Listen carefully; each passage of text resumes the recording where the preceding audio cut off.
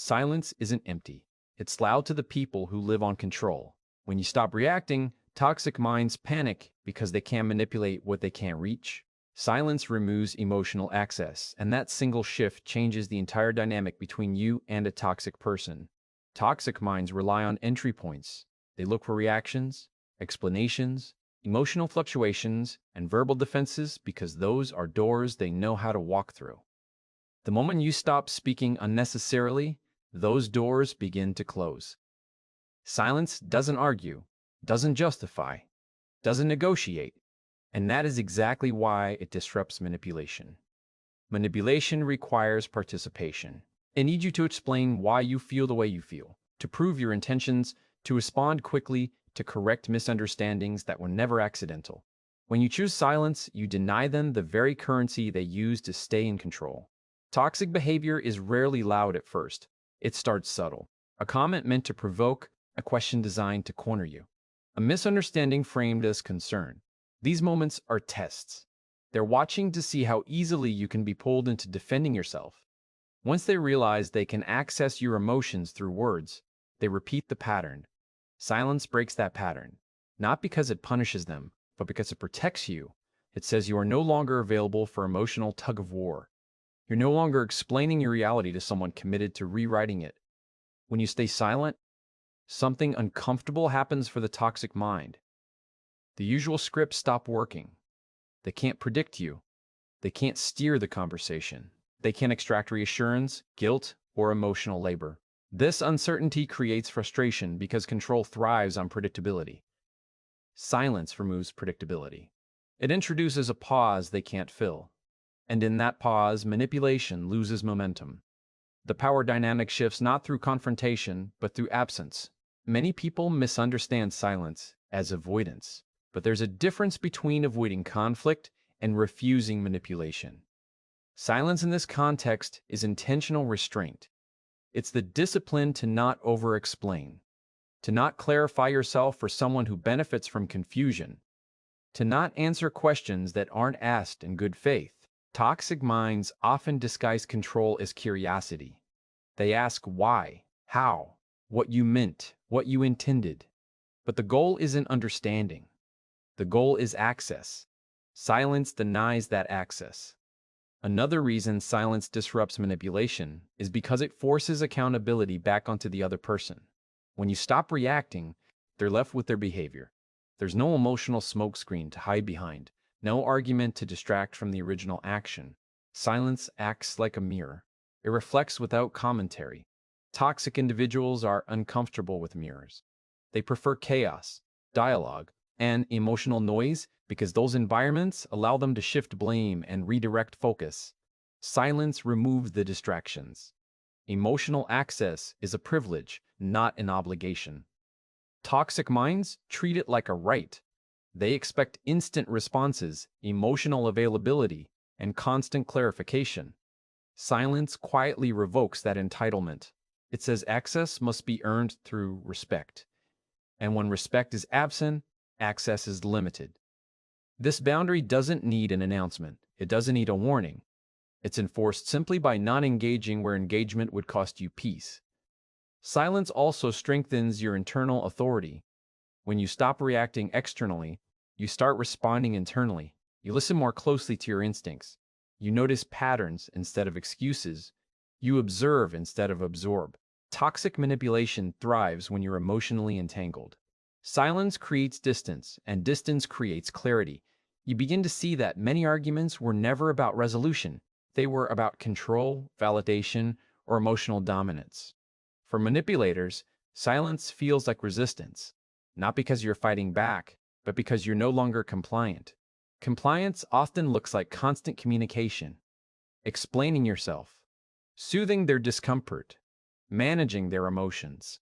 Silence ends that unpaid emotional labor. It signals that you are no longer responsible for regulating someone else's internal state. This alone can provoke escalations, because when manipulation stops working, it often gets louder before it dissolves. There's also a deeper psychological effect at play. Toxic minds rely on external regulation. They need others to reflect back a sense of power, relevance, or superiority. Silence starves that feedback loop. Without your reactions, they're forced to sit with uncertainty, and uncertainty feels threatening to those who rely on control to feel safe. This is why silence is often met with accusations, guilt-tripping, or dramatic behavior. These are attempts to regain access, not because you've done something wrong, but because the old methods no longer work. Choosing silence doesn't mean suppressing yourself. It means being selective. It means understanding that not every thought deserves a response, and not every provocation deserves your energy. Silence is a filter. It allows truth to surface over time. Toxic behavior reveals itself most clearly when you stop interrupting it with explanations and forgiveness. When you're silent, patterns speak louder than words. This kind of silence requires emotional maturity. It requires trusting yourself enough to not need constant validation. It requires letting go of the urge to be understood by people who have already decided who you are. Silence removes emotional access not by shutting down, but by standing firm. It's calm, deliberate, and self-directed. It's choosing peace over performance, clarity over chaos, and self-respect over being right. Over time, silence retrains the dynamic. Either the toxic person adjusts because manipulation no longer yields results, or they escalate and expose themselves more clearly. In both cases, silence works in your favor. You gain information without sacrificing emotional energy. You learn who respects boundaries and who resents them. You see who values connection and who only values control.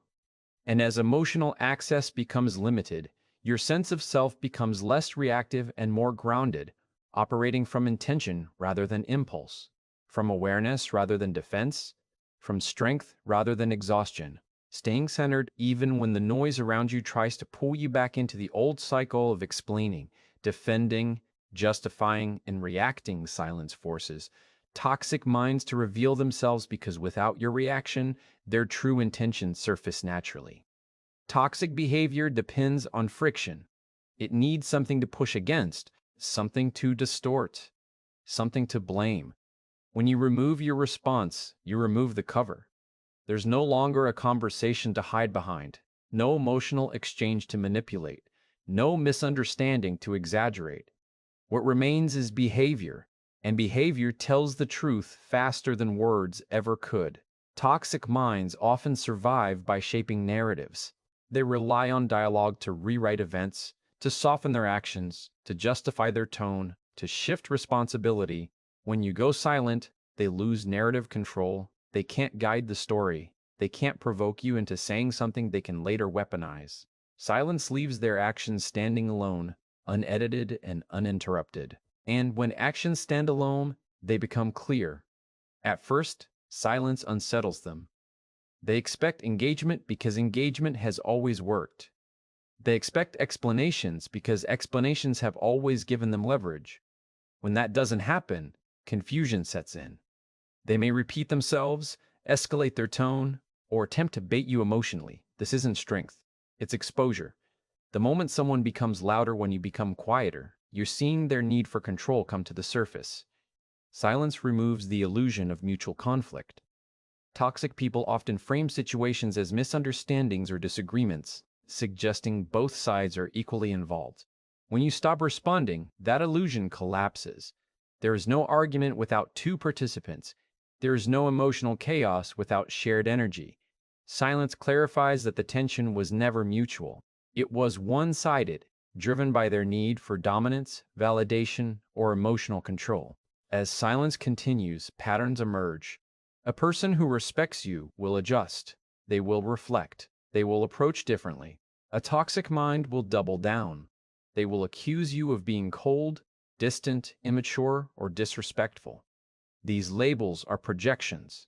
They reveal discomfort with losing access, not concern for connection. Silence doesn't create toxicity, it reveals it. Without your emotional input, toxic individuals are forced to supply their own energy. And what they supply often exposes their character. Guilt-tripping replaces dialogue. Victimhood replaces accountability. Anger replaces empathy. These reactions are not responses to silence. They are reactions to loss of control. Silence simply removes the mask. Another way silence reveals toxic minds is by disrupting their timing. Manipulation thrives on urgency, immediate replies, emotional pressure, forced decisions. Silence slows everything down. It creates space, and in that space, manipulation struggles to survive. Toxic people often reveal themselves through impatience, the demand for instant access, instant reassurance, instant resolution. Silence highlights that demand clearly. When you stop responding, you also stop correcting their false assumptions. This is important. Toxic minds often rely on you to clean up their misunderstandings. They misinterpret, you explain. They accuse, you defend. Silence ends that cycle. You allow their assumptions to stand, and in doing so, you see how quickly they jump to conclusions that serve their narrative. What they assume when you're quiet tells you more than what they say when you're engaged.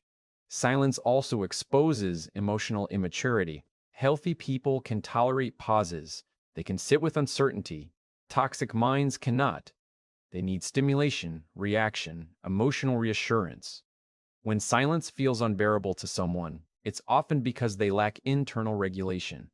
They rely on others to stabilize their emotions. Silence removes that support, revealing dependency disguised as confidence. There's a moment, often overlooked, where silence turns into a test. Not a test you give them, but one they give themselves.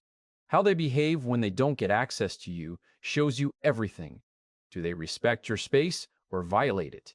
Do they reflect or retaliate? Do they communicate calmly or manipulate emotionally? Silence creates this moment naturally, without confrontation. Toxic people often accuse silence of being manipulative, but this accusation is revealing. It suggests they view communication as a tool for control, not connection. For them, silence feels unfair because they expect influence. When influence is removed, they feel exposed. This is not your responsibility to fix. Silence is not cruelty, it's clarity. Over time, silence reshapes how you see people. You begin to trust patterns over promises. You stop being distracted by charm, apologies, or emotional displays. You notice who respects boundaries without explanation and who resents them immediately.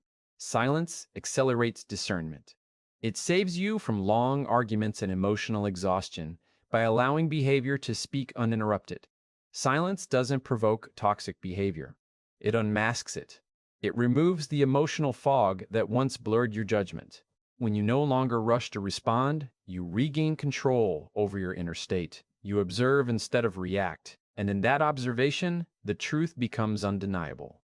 Some people only value you when they can access your emotions freely. When that access is limited, their behavior changes, and that changes information. Silence gives you that information without cost. You don't have to argue, explain, or convince. You simply step back, and in stepping back, you allow reality to step forward. Toxic minds cannot hide in silence because silence offers no stage, no audience, no dialogue to distort.